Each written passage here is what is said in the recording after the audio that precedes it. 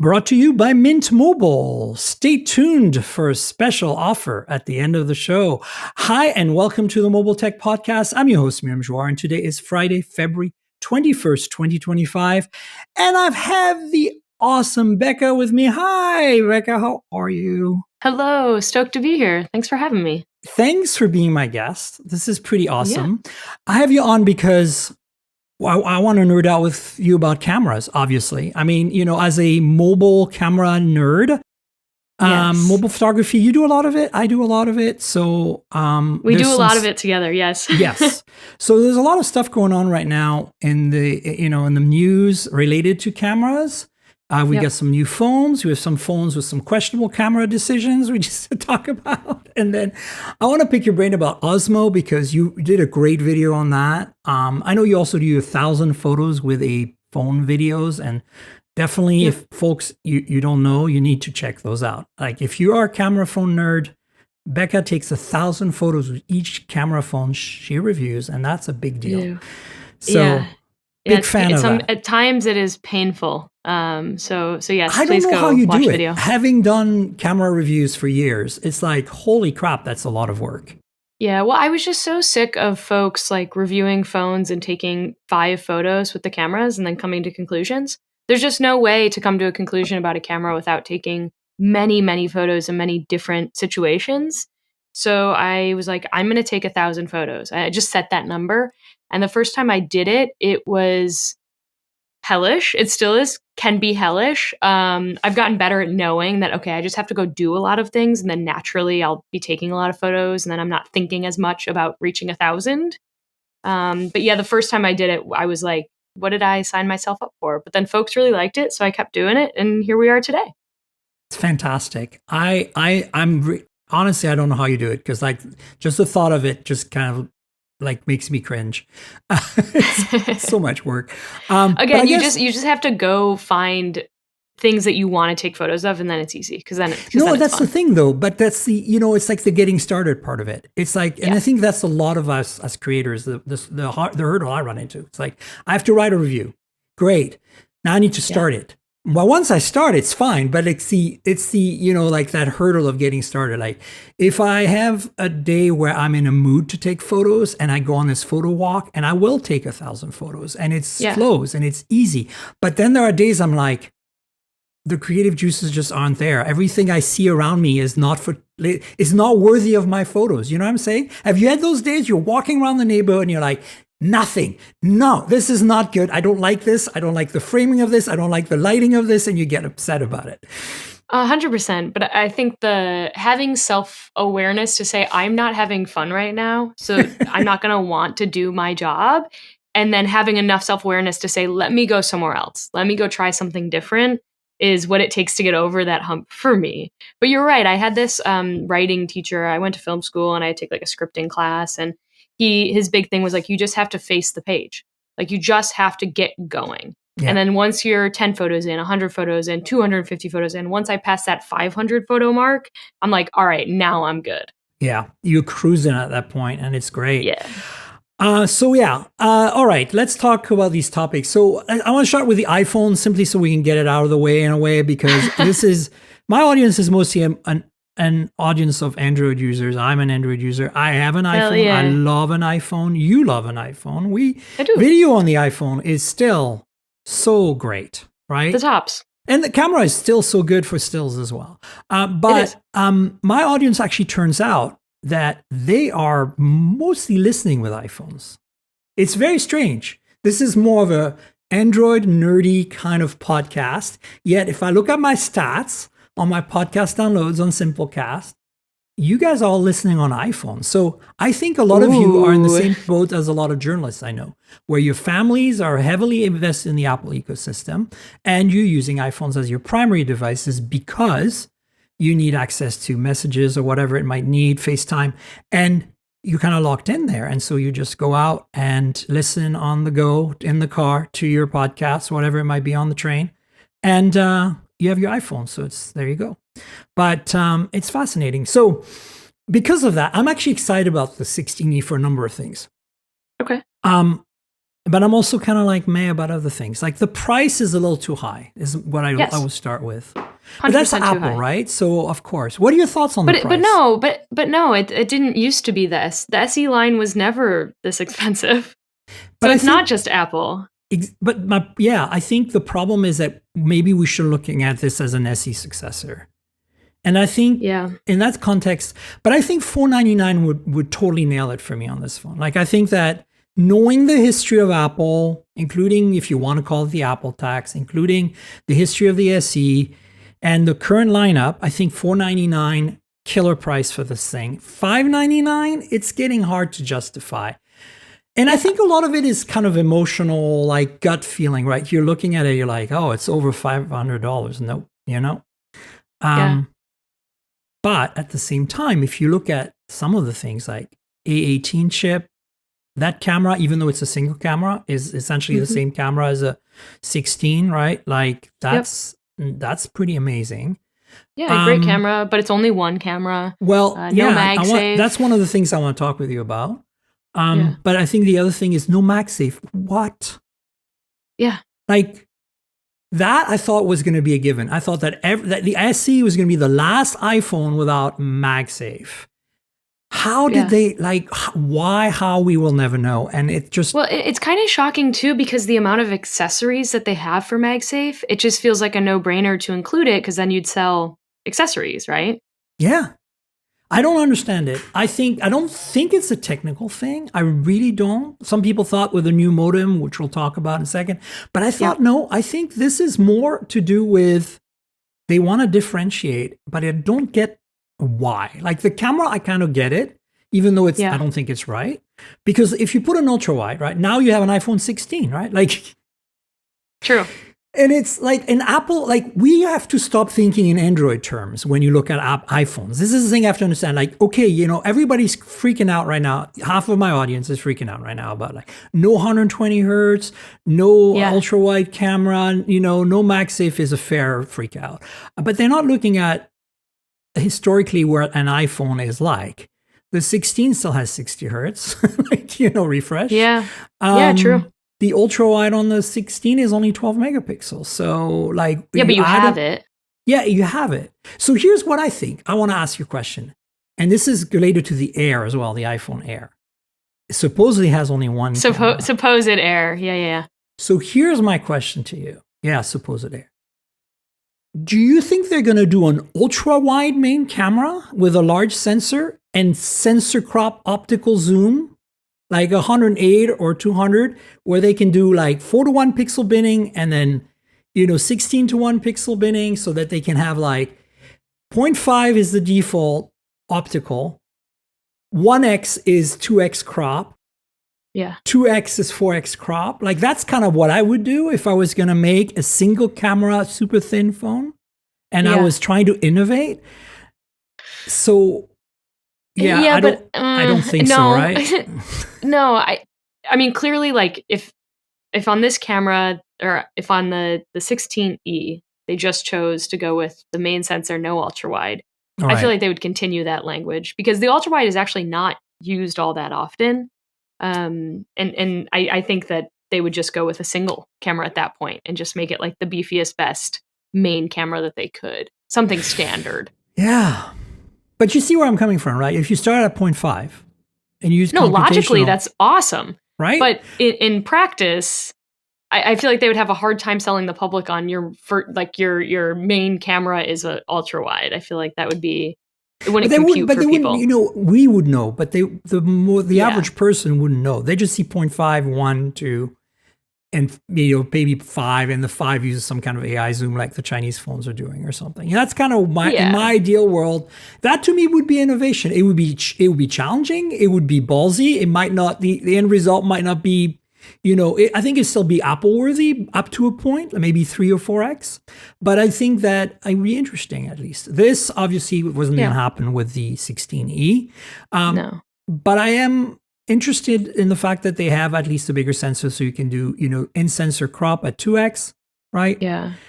But if they were going to try something like what you're speaking about, I feel like Apple's more likely to try something like that on their Pro models. But they would never take away all their lenses on a Pro model, but I feel like you'd begin to see that idea on a Pro model before you would see it anywhere else. Because Apple's so conservative about making these changes. Yeah, you're right. 100%. Yeah, I think so. Let's see. But anyway, so far with the 16E, there are things I love. Processor, of course, the better display, the better camera. If you're looking at the fact that it's still only 60 hertz and still only a single camera sensor, that's all great. But the price, the other thing, the lack of MagSafe is the one that's really tripping me a lot. Not because I'm personally use it very much, but I think that if you're an iPhone user, that's like table stakes. I don't know. Yep. Right? Well, I think that there's also an interesting idea around the size of this phone. Like the SE was always known as being small, and the Mini, which hasn't been, re-released since I think the 13. This is like a kind of a large phone. It's a 6.12 inch. Is it 6.1? 6.1. I think 6.12. You're right. Or 6.14. That's a big phone. For the SE, that's going to feel huge. Which, like, more screen is nice, but I think a lot of folks enjoy having a small iPhone.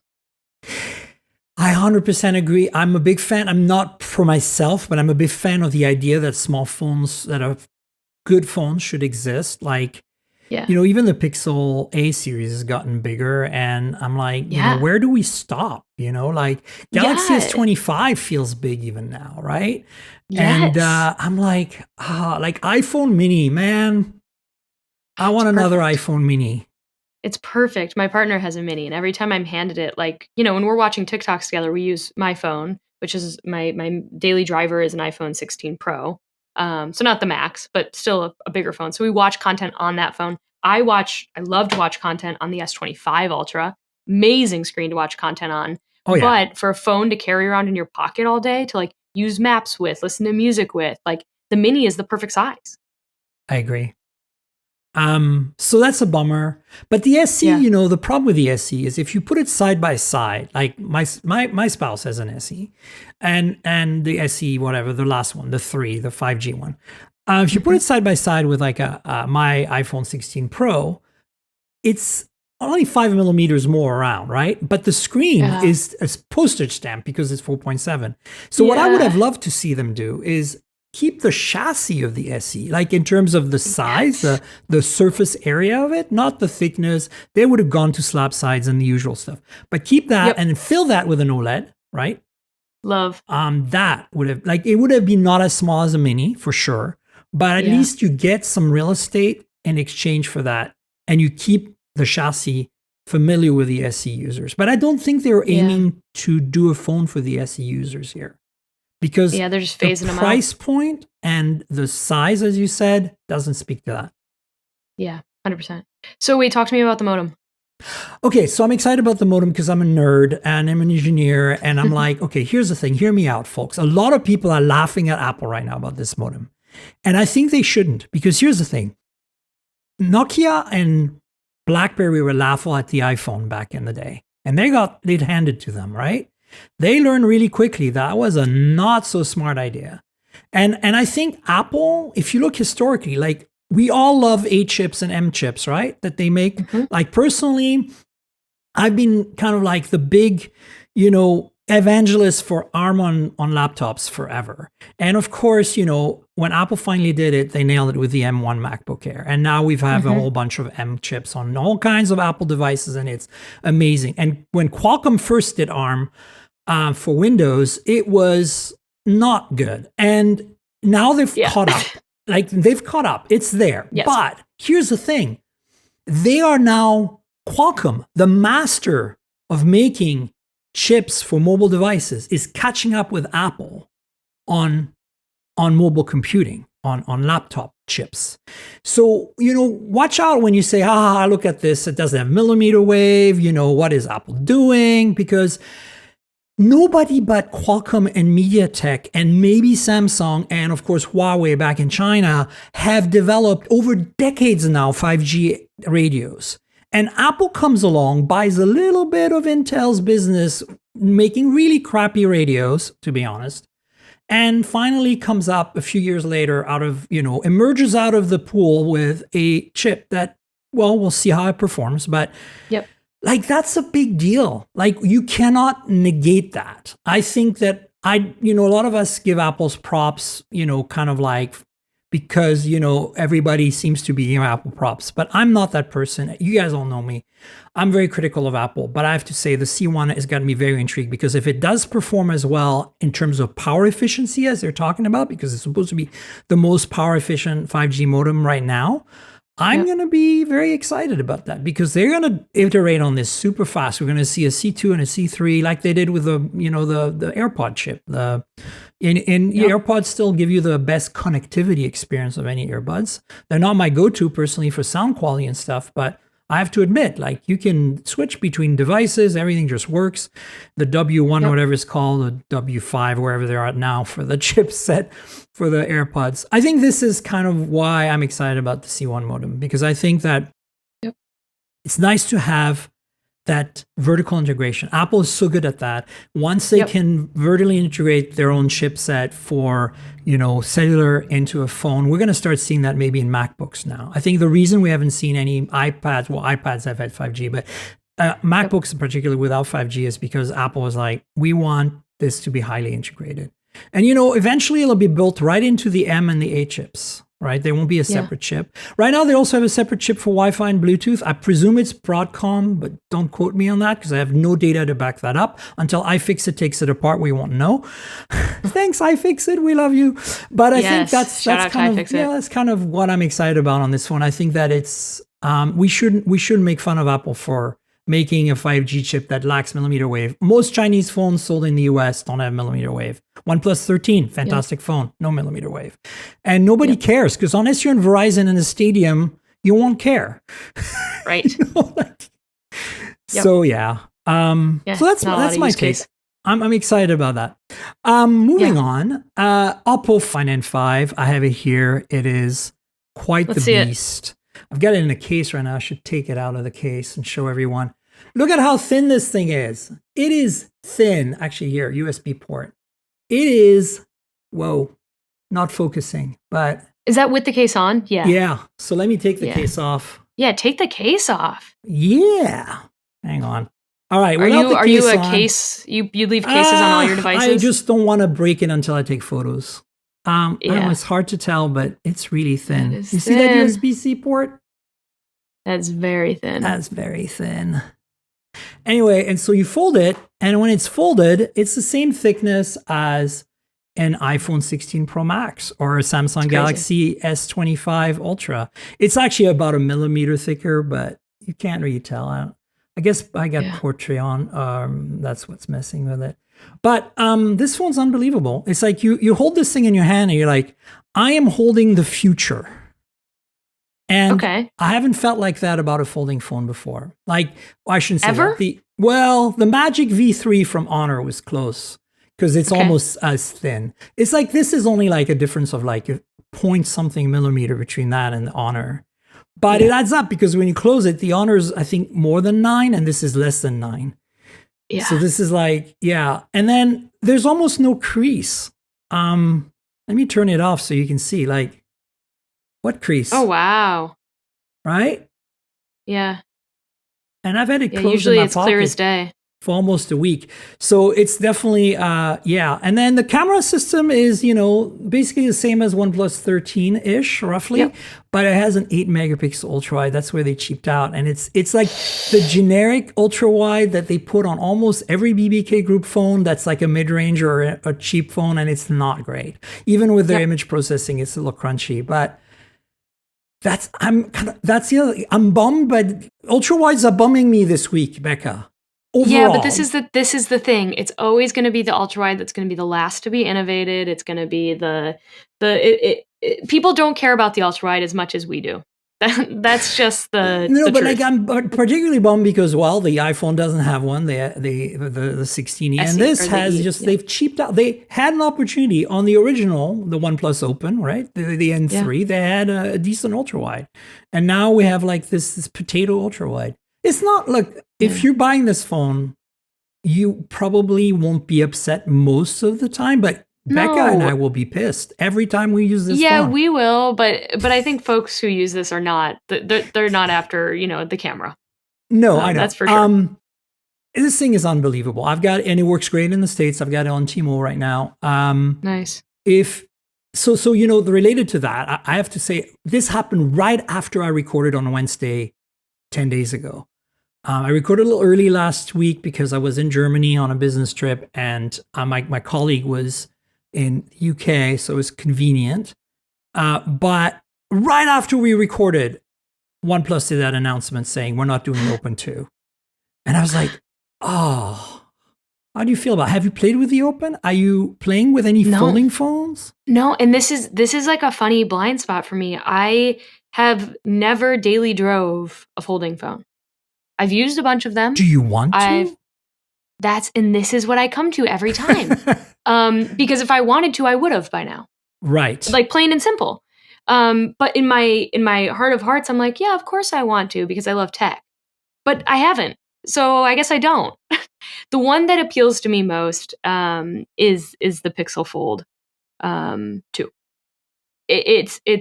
I love the size of the front screen. I think often folding phones are too tall, and I love that that's a little wider. I don't know what the dimensions, how it shapes up to the Oppo Find N5. So just I have it. It's unfortunately right behind me, but it's about the same size. This is actually the front. So the front screen on this is 6.6 inches.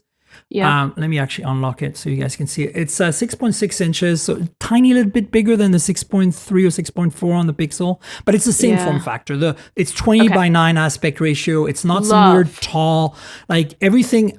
I'm pretty big hands, but everything is reachable. Like it's manageable. Now the inside, because there's a bit more real estate on the outside, the inside is 8 inches. This is bigger in surface area than an iPad mini. Yeah, right. But it's not the right aspect ratio. So if you're using an iPad mini, you are actually enjoying landscape video with this. You're not going to get very big landscape video. Yeah, right. But overall, so I have the desire to drive one of these. But truthfully, the phone I'm most excited for this year is the Light Phone 3. I cannot wait. I pre-ordered. I am every day I am checking their socials.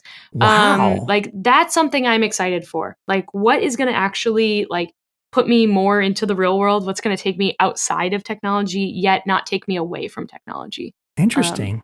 And that's what I'm most excited for. Yeah. I think it's going to be cool. I am excited about that phone too, actually.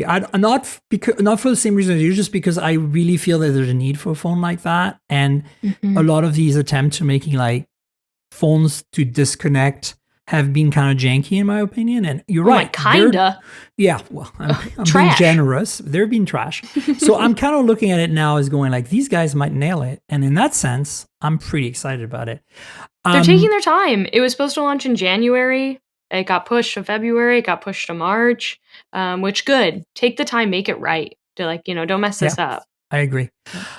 So, the thing that's interesting here for me, the way I started with folding phones was the flip phones. Like the fold book style. Initially, I was just like, no, absolutely not. I don't see the point of that. I don't need more screen real estate. I multitask really well with just a normal 20 by 9 display. I don't need to put things side by side. That's how I started. And so the flip was like, oh, great. It's smaller in your pocket. Awesome. Yep. And so I got into that. And then my spouse saw it. And because we live in 2 countries and 2 cities, we have 2 SIM cards on 2 networks, and they have their US SIM on the iPhone. They're like, ooh, I want that. I'm like, it's Android. You know that, right? And they're like, oh, yeah. I'm like, well, you want to try it? So I got them a Z Flip 3, I think it was back then. Okay. And then they loved it. I mean, they didn't love Android or Samsung software, but they loved the flippiness and having the ability to open it up and play games on a bigger screen, but still not take up too much space in their pockets. So now they have a Razr Plus, and they still love it. What do they still think don't like Android. What do they think about Motorola's UI? Better, definitely better. Oh, really? They're happier with it, but they're not. They just don't. They say they can't wrap their head around Android. They still don't understand notifications. If that's the big one for them. It's like, I don't understand notifications on iOS. I mean, that's exactly what a mess. right. I'm the same way as you. But you came from Android, right? Didn't you have a Samsung Galaxy S10e for a long time? S10, the S10. It was my favorite phone. Oh my gosh, I still have it in my drawer in my office. But now you're on iPhone. Yes, well, sort of. So I have my iPhone 16 Pro, which is mostly my main device. But I've been carrying the S25 Ultra everywhere with me. I love this phone. I just wish it wasn't so damn big. It's amazing. So big. It's all about the screen. Like, it is a screen that I like to stare at. I don't like to stare at my iPhone. I hate the iPhone notifications. So I the coding really like that's Android on the Samsung is on the main screen of the Oppo. You see it? It's a little more reflective than the Samsung, but not much. Yeah, very cool. Yeah. Yeah. And I love it. I love this screen. This phone. So how did I get into folding phones like these, like the book style? Well, OnePlus Open. The Samsung never did for me because it's too tall, too narrow, too Way thick, too narrow, too janky, generally speaking. And still, they haven't really evolved. I mean, it's the Chinese that really made the book style foldable a thing for me. And the OnePlus Open was the gateway drug. I carried a Pixel, which is still my main phone, like a big Pro. Oh, cool. With alongside the Open as two phones. Like if I wanted to be productive on a plane or something, write a story even, I did it on my folding phone.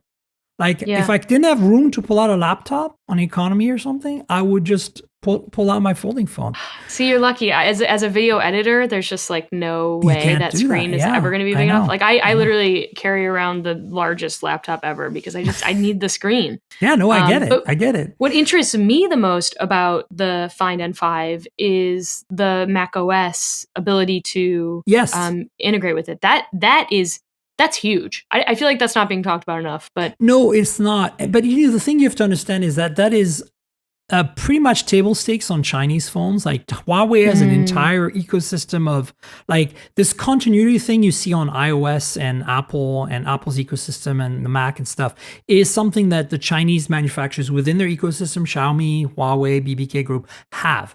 But they're smart this time around. They're like, with Mac OS? No, that's like my point. It's like they're smart this time around because BBK Group, Oppo said, let's do something with iOS or Mac OS, right? Not just iOS, because it does have also the ability to send, and this is something that came with the Find X8 series, but the ability to airdrop. But it's not airdrop. They're not actually using the airdrop protocol. You have to install an app on the iPhone to make it work. So, but you also have to install an app on your Mac to make this integration work. But it does work really well. And just to be aware, I think a lot of people from a nerdy technical level here, you can, with any Mac, remote control it to that extent from any device. It just takes config and setup to do that. Like VNC is built into the Mac because it's Unix. The problem is that it's not secure necessarily. And the other problem you have is how do you connect unless you know the IP address and stuff? So this little app that they made basically just kind of like makes that seamless. It adds that Apple-ness to it, right? That you have. And I think I'm actually really bummed that Apple got rid of Back to My Mac. Remember that? Like the ability to log in from one Mac to another Mac remotely and operate it fully. Like that was gold. And it was secure. And I don't know why they got rid of it. I guess they just want you to buy more Macs. Because you could be on a Windows PC at your friend's place and just connect to your Mac and just drive it with a mouse and keyboard, low latency. I just think they were closing the gates on their garden. That's all that 100%, 100%. Yeah. So this thing, and for those of you who are listening and don't like, what are you talking about? I've got a video version of this podcast on my Patreon. So join my Patreon, patreon.com/TNKGRL to get the video version. And you'll see Becca and me make silly faces and look at cool phones together. This thing is amazing. Like it's also a good phone. It's like if you like OnePlus, it's the same software experience. If you like, and if you're not used to OnePlus, but you like Oppo, same software experience. It's solid. And the cameras are solid. This is Hasselblad with all the good stuff. The main and the tele are 50 megapixel. It's got a periscope telephoto. It does 6 times crop, 2x crop zoom, no problem. It has that crazy AI zoom that we had on the Find X and you see on the OnePlus 13, which can be a little janky sometimes, but in some situations actually works really well. You can turn it off. It's a really solid, and of course Snapdragon 8 Elite, you get all the goodness, right? So Yeah. I dig it. I'm very excited about it. And yeah, no OnePlus Open 2. I think this is terrible. It's like, why? Well, after you just told me your history of folding phones, I see why you're upset. Well, so here's the thing you should know. Also a big fan of the Pixel 9 Pro Fold. I tried to make that my daily driver. I think I'm going to switch to a 9 Pro XL and put this Find in my pocket. So I'm going to do the dual thing I was doing. The reason for that is you were talking about it, but the cameras, every time I go to use the camera, I'm as a longtime Pixel user, every time I go to use the cameras on the Fold, I don't know if the results are worse because I don't think they are necessarily much worse, but I have this little evil voice, like the little devil comes out of my head and sits right there and goes, hey, those cameras aren't as good as the 9 Pro XL, right? And I'm like, damn it. Yeah, but back to what we were talking about. These are folding phones. These aren't. I know, but these are not top specs. The thing is, the original N3 version of this Oppo did not have any compromise on the camera. It had a 64 megapixel telephoto, a 48 megapixel ultra wide, and a 50 megapixel main. The latest Mate X, not the XT, but the latest Mate regular folding book style from Huawei has no compromises on the camera. Xiaomi's folding phone in China has no compromises on the camera. There are a few manufacturers out there who are not compromising. And this is surprising that they went with an 8 megapixel ultra wide because their track record was going to show that they were going to go all out. So I feel like I need to switch back to 9 Pro XL and keep this in my pocket now. I don't know what I'm going to do. It's hard. Becca, the world is your oyster. You could change every day if you wanted. Yeah, I know. Just keep shuffling. Oh, yeah. The problem is then you have to switch SIMs. I mean, that's easy because I use physical SIMs, but it's harder because of I only keep certain apps like banking apps and stuff on my main phone, and I don't want to transfer that to review units every time. Not because of security, just the work. It's a lot of apps to move around. Yes, I review cars too, so I've got a lot of EVs in my life, and all the charging network apps, logging in, like it's literally it's like a constellation of apps, like 12 apps or something if I want to have charging support on my phone. It's ridiculous. Horrible. Yeah. So things like that are preventing me from I like to have a daily driver that's kind of like a main phone for a few months at a time. Yeah, so I'm wearing a watch that if you keen listeners and watchers noticed last week's podcast, I actually kind of broke the embargo by wearing that on the show. But it was only very briefly shown. This watch is the OnePlus Watch 3. My review is up on Hot Hardware. I encourage you to read it.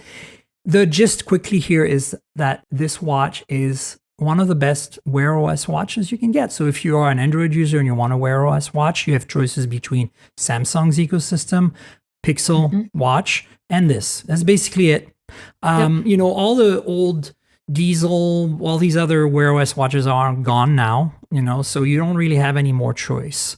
The nice thing about this watch is that it is very battery efficient. I'm getting about 4 days with the always-on display, which is insane.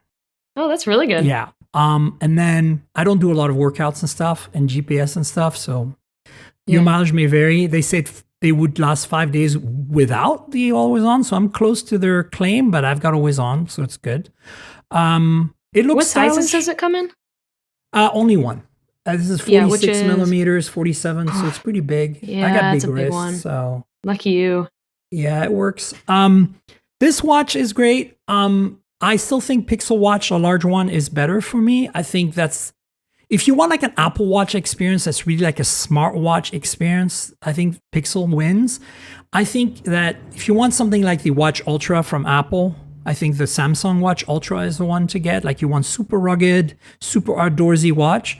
If you want something that's really elegant and does everything well, this is kind of like the middle ground. Like, you know what I'm saying? Yeah. It's got, and looks most like a watch. It looks normal. Classic. But it's big. Traditional watch. Right? Whereas if you want a small size watch, you're really stuck with either Galaxy Watch 7 small size or the Pixel Watch 3 small size. This does not apply if you have small wrists or you don't want a big watch. But the thing to talk about with this watch is, I think I saw that Marquez pointed this out, but on the back they spelled made in China It wrong. is on mine spelled incorrectly. It is. That's crazy to me. It's They switched Meta, the E and the A. yeah, So Meta it's in China. MEDA. It's not the first time. This has happened on other Chinese devices before. Oh man. They rushed that, didn't they? But yeah, read my review. It's a great watch. The Watch 2 was already a great watch. They fixed everything we didn't like about the Watch 2. They added the crown actually does work and rotates properly and lets you scroll awesome. through the menus. I don't know if I can do it here. Let's see. There we go. Yeah. See? So nice. A nice inertia on it. It feels really nice. Has a little tap. I just love the look of this watch. I really like the Pixel Watch is like great, but I'm not into like the kind of bulbous change the band look though. of it. This is a 22 millimeter band, the standard band. That band just, yeah, it's not that great. Yeah. So yeah, check it out. Let's see what else we got here. Oh, so let's talk about this because you're like the expert. So here's you made a video a month ago or so about the DJI Osmo 3, and I loved the way you approached it. It was like, this thing is everywhere. Have you noticed? And yes, we have. And so many of my colleagues use it instead of their iPhone now. And I'm thinking of following suit. But I'm conflicted because it's expensive. I'm like, I have a perfectly good iPhone 16 that I bought primarily to do video. And because it's in my bag, not on my pocket, most of the time it's around so I can use it for content. And I pull it out when I need to. But this is a hell of a lot cheaper than an iPhone. Well, yeah, but if I have an iPhone already, right? And a lot of creators do. But also then I have to plug in my lav mic, right? Receiver. And then I have to put it on a MagSafe tripod. And then I don't get the stabilization that the Osmo provides because it's got a real gimbal. And then I don't have a 1-inch sensor because it has a 1-inch sensor, right? So I don't think it's quite 1 inch. No, it's not quite 1 inch. But it's better. It's a better sensor, right? Ooh, red time Googling. Yes, it is better. It is technically a 1 inch. That's great.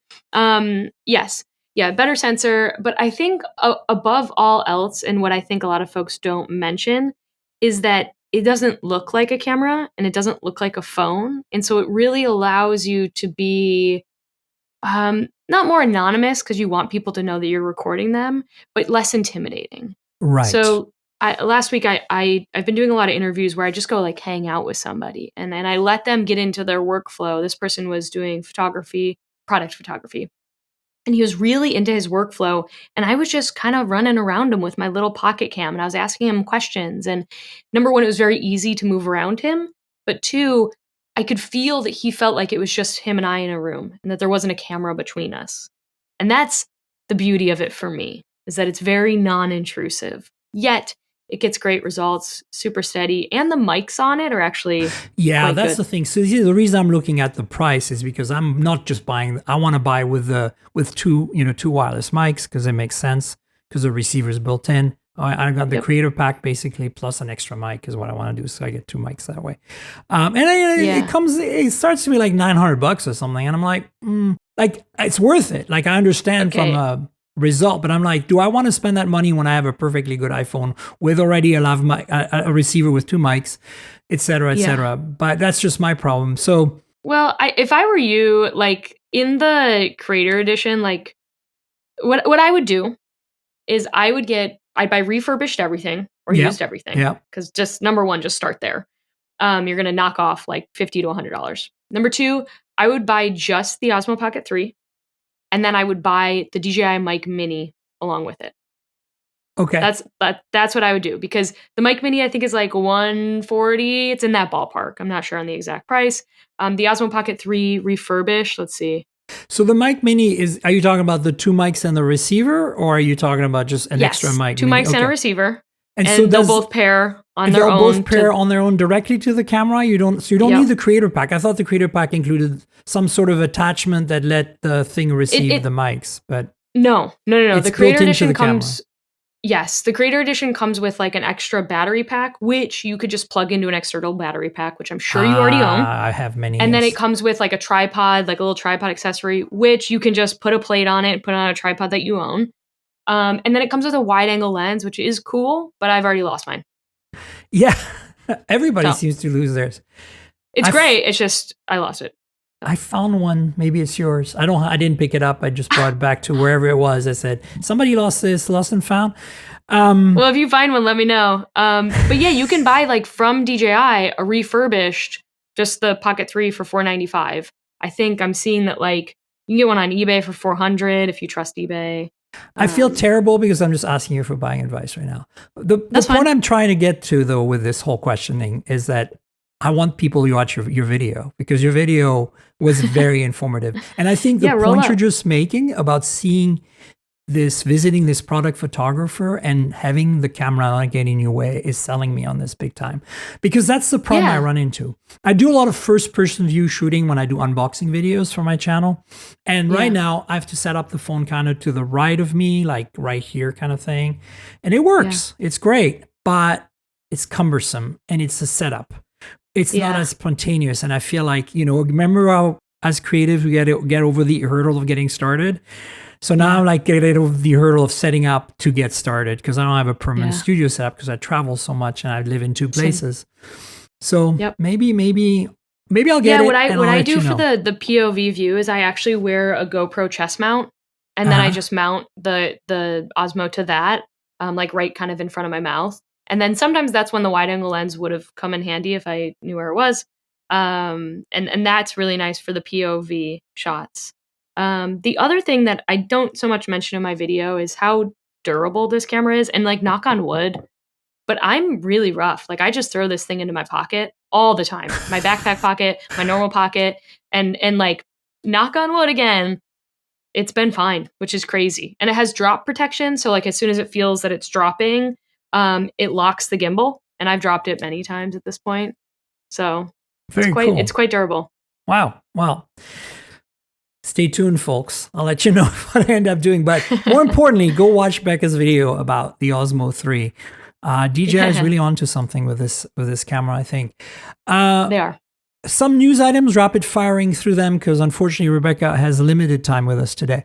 I do. Nothing Phone 3A is coming. We know this on March 4th, but they finally kind of published a teaser photo of what the Pro would look like. And yeah, we're getting 3 cameras on this. We're getting a 3x 50 megapixel periscope telephoto on this phone, and I'm super stoked by that. It looks like the only difference between the 3A and the 3A Pro is that extra camera. And just like this lovely Find N5, they're doing an 8 megapixel ultra wide. Wah, wah, wah. But that's already the case on the 2A, and this is a mid-range phone with probably a Snapdragon 7 series of some kind. So I'm not going to be too upset about that. Also, pricing will dictate how we feel about it, of course. But I love nothing. I love what they're doing. I love their software. I love the design. I don't care about the glyphs. I think it's just cool. If you like it, you like it. But to me, it's the software and the design and the fact that cameras have always been a little iffy for them. So I'm hoping that this is, it's interesting because... And I'd like to know how you feel about this, because Carl came from the Oppo universe, OnePlus, and he founded Nothing. And there's so many similarities between Nothing phones and Oppo OnePlus phones. And I mean, of course there is, because, same philosophy, right? But I also think that it's interesting because they probably have the same relationships with the manufacturers and the factories. And so I'm wondering how much parts commonality is happening between the Nothing universe and the BBK Group universe. Because economies of scales really help. And then the other thing I'm wondering about is same on the software side, but I'm also wondering about the camera side. So perhaps these cameras are going to kick ass because Carl has somehow managed to license or work with Oppo to get their imaging pipeline over. Assuming there is some commonality in the hardware, that would make sense. And why not, right? Because a lot of the features they're talking about in their video that they published to tease the phone, specifically about photography, sound like, AI zoom, right? 3x periscope telephoto, 50 megapixel. It sounds like, this smells and this feels like a lot of BBK groupness to me. But that's just me being, a tech nerd that keeps track of what parts are shared between phone manufacturers. We'll see. Yeah, I think for me when I think of nothing, they've worked so hard at this, so I'm it's a little bit of like drinking the Kool-Aid, but they've created like a culture around their phones, right? It's hard to deny that. They sell like weird lab coats and hats, and they do drops, and they have this YouTube channel, and Carl's very much like this cool kind of CEO guy. Yeah. But it's working in my eyes. Yeah, It's absolutely. working. Like, when I use their product, I feel a part, like, when I open this case, I feel like a part of that culture, and the design language is so unique and throughout, that's what, nothing is about for me. And Well, yeah, exactly. We're talking about the Nothing open earbuds. do you have these Ear as well? open. I don't. I almost bought those, but I didn't. I don't need them. But they're so beautiful. I just showed the Nothing Ear A in yellow, which are The my yellow. favorite. They're great. The yellow is the one. It's the one. It's the Little yellow. submarines. Yeah, of course. But I think for me, it's like about this like culture thing, right? And so as long as they can keep making devices that feel like there's some sort of culture behind them, I think it will do well. Proof will be in the pudding on if the device actually works well. But I think for a lot of their fan base, that's not what matters. Yeah, no, you're right. And I also expect it to be solid. Like, I think this is going to be a great phone. And I think that what I'm hoping, like this whole little brain fart earlier about are they sharing technology with BBK in any way because of the relationship they've had in the past, is more about, can we inherit some of that Oppo camera goodness? I'm hoping we can, because that's the only thing right now stopping me from really being 100% gung-ho with Nothing phones. At least their audio stuff is tops, and some of my favorite sounding earbuds are the Nothing buds. For me, their devices still in hand they still feel like almost like dated. I don't know, like I'm really into like the hard edges, and their phones have like a slight like not curve isn't the right word, but kind of like a curve to the back, and it's a bit of a retro vibe. You and I think that's kind of the teenage engineering kind of influence, Yeah, but I just wish that they would make it nice and square. Kind of like I love squares. That crazy pocket recorder that Teenage Engineer makes. Have you? Oh my God, love. That thing. One day, I have no need for this whatsoever. But as an audio nerd, I want it so bad. Do you have one? No, I have this old like Sony recorder, but it's an actual retro. It's an M430 micro cassette recorder. Yeah, cool. And it was my mom's, and I still have some of her tapes of like her at work being like, I need to do this, and this, which I was going to tie into. I recently reviewed the B AI wearable device that Yes, I saw that video. Freaking amazing. Like, what a ballsy thing for you to do, to get everything, all your friends in there and stuff. Like, wow. Yeah, I recorded myself for 30 days. I let it record everything I said for the most part. There were certainly times where I muted it. Just because I don't, it's hard to have a conversation when AI is listening, especially if it's something that's a little more personal. But I was gonna relate it to this Sony micro cassette recorder, because my mom used to use this at work to record voice notes for herself. And I didn't, but I really would like to do something about it, because it has like this beautiful crispiness to the sound. Yeah, for sure. God. And look, it's kind of like so when cute. You did the video of the iPod Nano camera.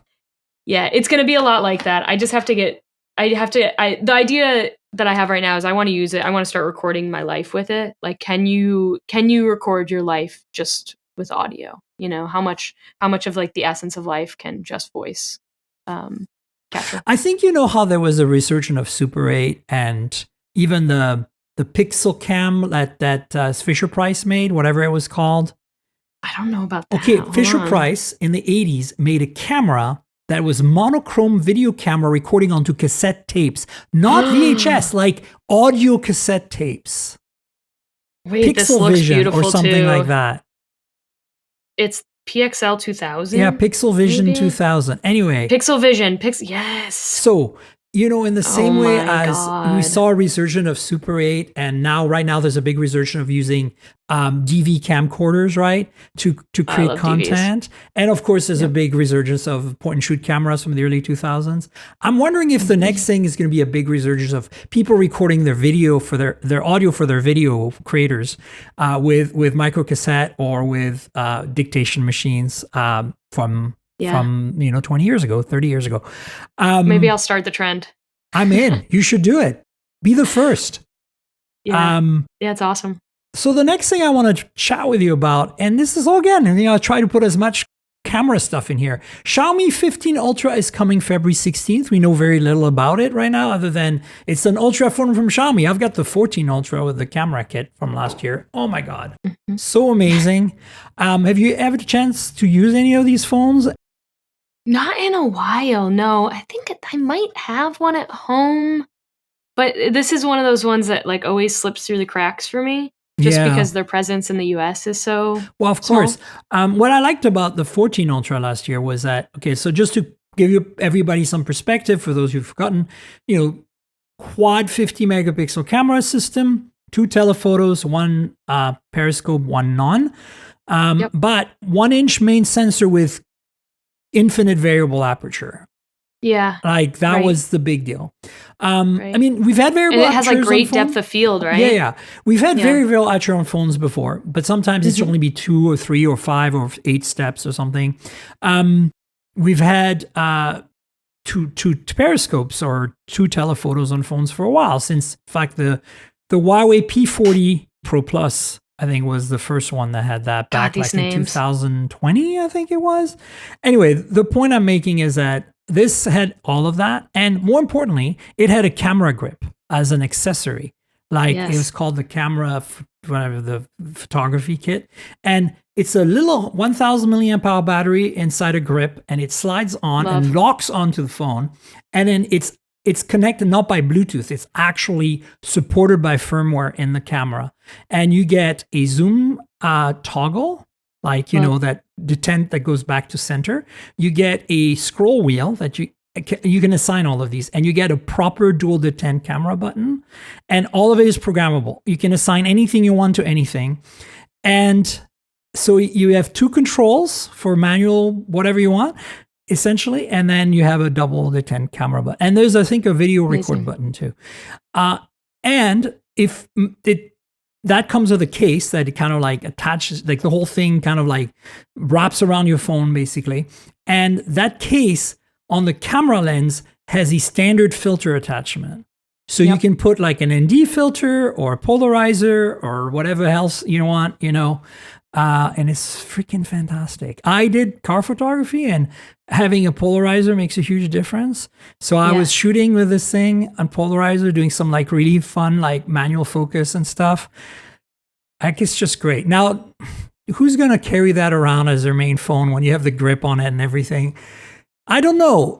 Like, still don't see like this being a single device. Like, you still probably have an iPhone or a Pixel in your pocket, you know what I'm saying?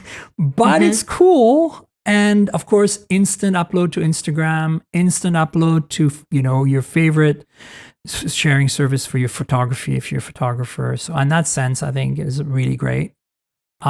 This should be that, but even better.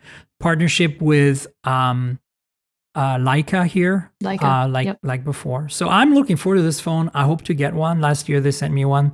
This year I don't know what's happening yet. Yeah. Are you gonna try to get one this year and see if maybe it's worth spending time? I know it's hard because you can't really officially get it here, but it should be a global launch this year. Last year was China only, so interesting. Yeah, I should. This is that thing of like, though, I love phones, but am I a little tired of them? Yeah, I am. Fair.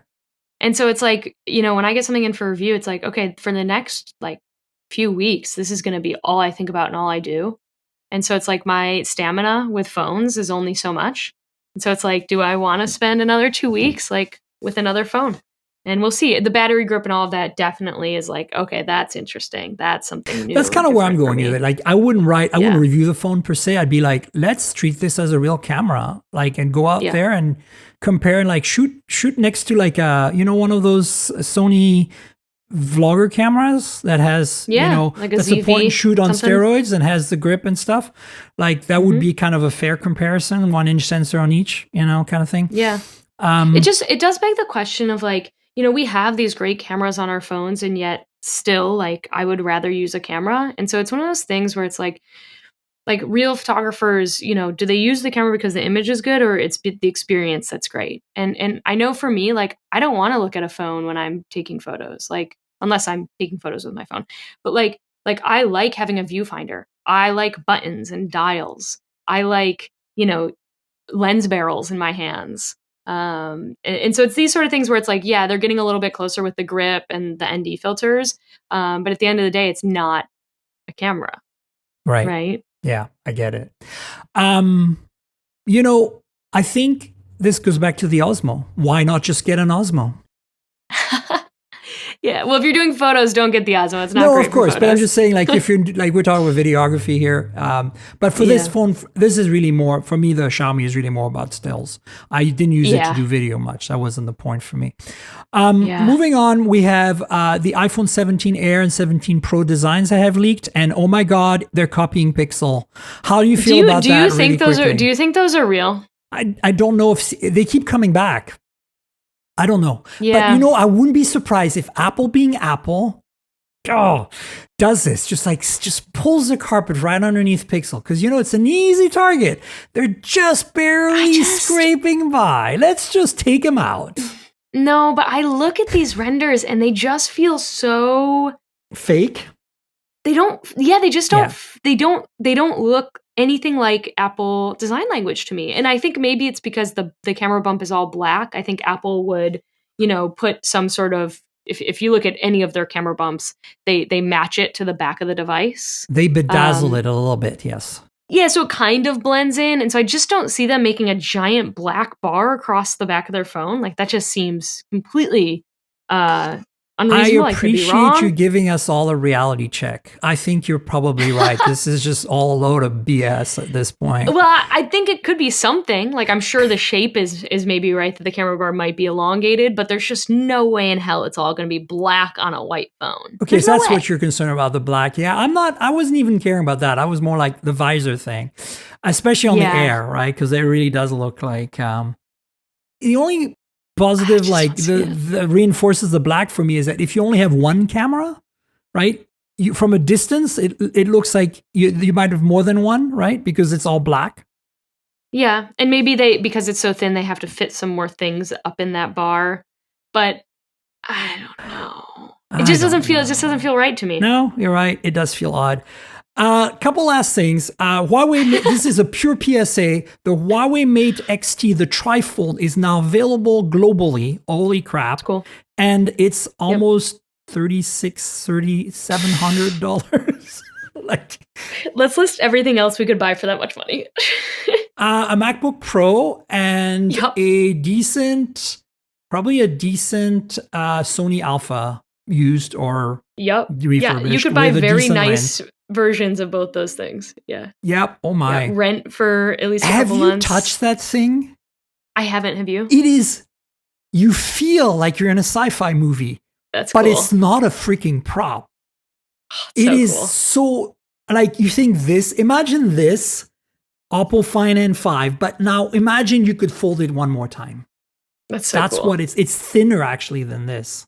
Yeah. It's so cool. Absolutely out of control. But you know what I really was longing for is, do you remember, I think it was like MWC 5 years ago or something, they did like the rollout screen. It was like a scroll. Oh, yeah. That was Lenovo. That's what I want. Like, I'm waiting for that bad boy. Like, so you saw the laptop, right? It's coming out from Lenovo. So that means that they're getting very close. I wouldn't be surprised if Moto does a rollable phone in the next 3 years. God, so I'm cool. I'm so there. Oh my God. Like, talk about sci-fi. Yeah. All right. The last one is interesting. Yeah. RIP indeed. Humane Pin is gone. They got gone. acquired for like 100 something million by HP. And in typical humane fashion, since they really did not know how to they did not know how to be humble, and they did not know how to not be, arrogant. So that's not too surprising. 10 days notice to their customers that their device will be bricked, that they better back everything up, and that they spend $700 down the drain. Ouch. That is not a good way to do it. Has it even been a full year? Like that's just less than a year. Yeah. That's really rough. I mean, not to say that anybody was, seriously using this thing. If they were, I feel really bad Ray for them. Wong was. Poor Ray. Oh my God. Well, Ray. I love you, Ray. Yeah, I do too. But that is really rough. I mean, people invested in these things. And you didn't even get a full year? At $24 a month plus $700. Yeah. I think the rough part for me though is that there were so many employees there who got they were extended jobs at HP, and they were given like raises upwards like 50 to 70% in their salary. Wow. And then other people were just told goodbye. I think Casey Newton reported that out, but yeah. Wow. Yeah, it's tech, and it sucks. And this is the part of Silicon Valley that I really hate. Having been in tech for a really long time, having worked as a software engineer in video games in tech for 20 years before I was a journalist, because I'm old and ancient. I'm telling you, this is the part of Silicon Valley that drives me nuts. And it's also the hubris and the the lack of humility and the whole arrogance. Like, look, you could have done this thing without being such jerks about it. It always felt so jerky. Well, they're pretentious. They're just very pretentious. Thank you. That's the right word. And I hate to say that, because I don't think per se the technology was bad. Like, I think it was interesting, and AI has its place. I use it as a tool. It's not something that I'm not as gung ho as a lot of other people about it, but I do believe it's useful for some stuff. And I just feel like it could have been approached in a much more, pardon the pun, but humane way. I just feel like they went for like the full swing, and they should have like built up. Because like it's good to be bold, but they could have been bold in like smaller ways, worked their way up to something big, and instead it feels like they just wasted a lot of people's money and time. I agree 100%. Well, let's wrap up. Do you want to tell folks where they can find you on the internet, your social media handles, your your YouTube channel, all the goodness you're doing out there? It's great. Yeah, so my home base is YouTube, youtube.com/Becca Farsace. But if you just search Becca Tech on YouTube, I'm the first thing that comes up. You can find me on Instagram under the same handle, Becca.Farsace. And I have a Patreon, starts at $2.50 a month, do weekly newsletter, exclusive content, and all of my videos are there ad-free with a little commentary on how they were made. So hope to see you there.